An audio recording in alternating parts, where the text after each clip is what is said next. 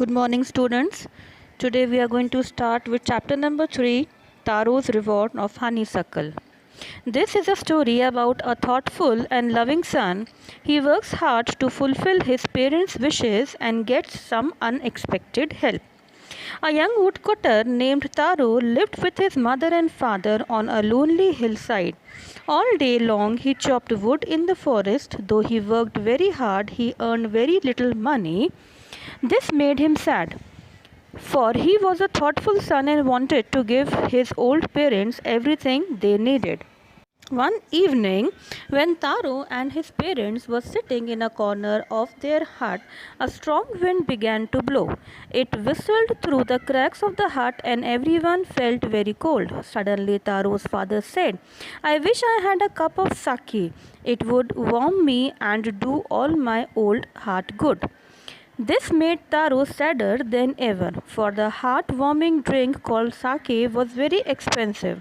"How do I earn more money?" he asked himself. "How do I get a little sake for my poor old father?"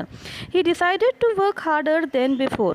Next morning, Taro jumped out of bed earlier than usual and made his way to the forest.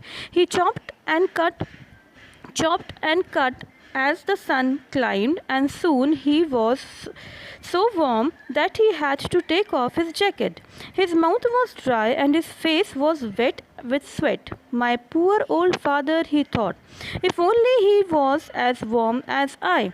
And with that, he began to chop even faster, thinking of the extra money he would earn to buy the sake to warm the old man's bones.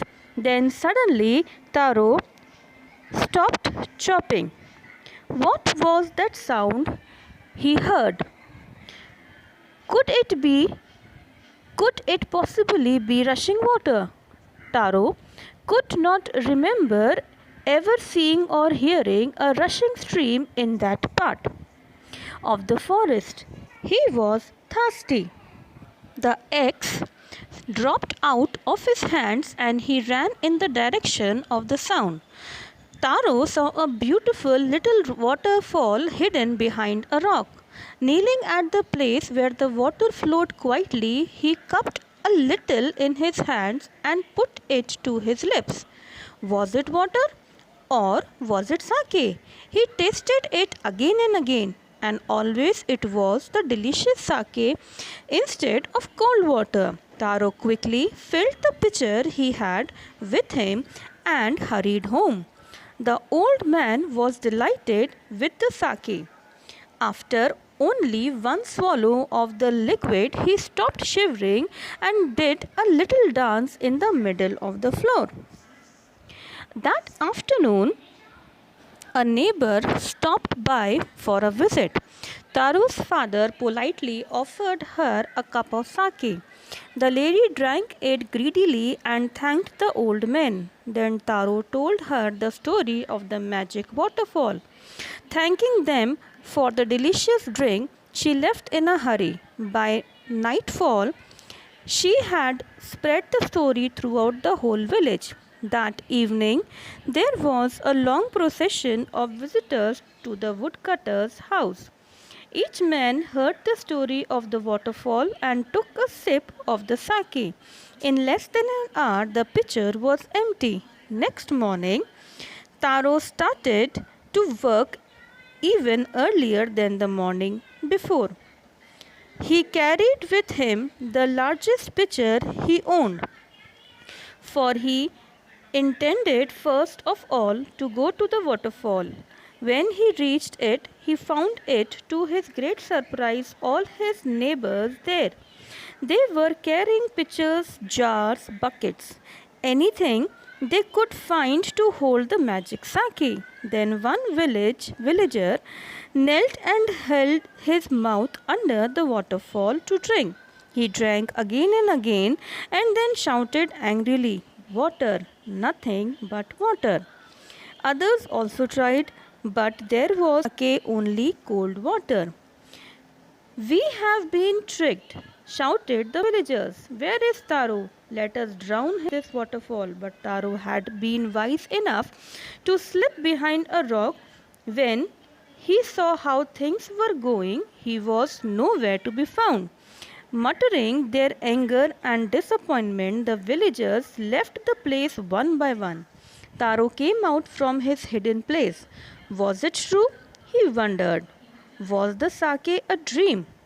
Once more, he caught a little liquid in his hand and put it to his lips. It was the same fine sake. To the thoughtful son, the magic waterfall gave the delicious sake. To everyone else, it gave only cold water. The story of Taro and his magic waterfall reached the Emperor of Japan. He sent for a young woodcutter and rewarded him with 20 pieces of gold for having been so good and kind. Then he named the most beautiful fountain in the city after Taro. This, said the emperor, was to encourage all children to honor and obey their parents. So, students, this story is about Taro, who was a young woodcutter and who lived with his poor parents. His father was very fond of sake, a drink, but because they were very poor, they could not afford it.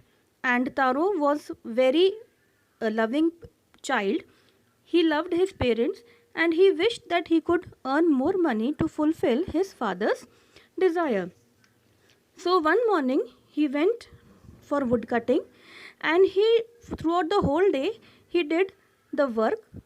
He chopped all the trees and when he felt he was thirsty, he went to a waterfall and he knelt over there. He kneeled down and he started drinking water. But suddenly that water was not cold water but it was sake, the drink that his father wanted. Taro quickly filled the pitcher with the magic water and went home. He gave it to his father. When his father tasted, he was very happy. It made him warm and he was so happy that he started dancing. Now that same evening, visitor came, an old lady came and Taro's father, he shared the drink with that lady. That lady was very happy and he even told the story. After a few minutes, she went back to his home and the whole story spread out in the whole village.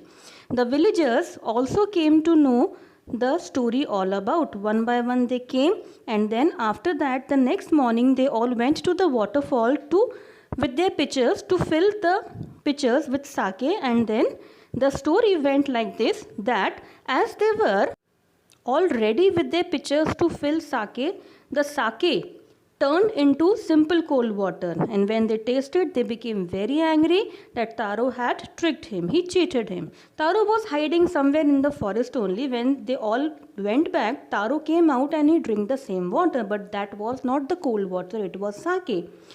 This story tries to tell us that the child who are faithful to their own parents, God always help them in some or the other way.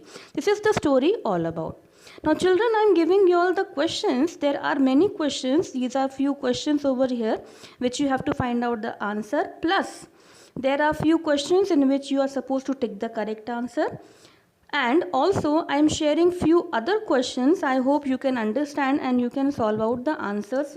They are in the form of fill-ups also. Please do the homework plus the meanings. Till we meet tomorrow. Thank you and have a wonderful day.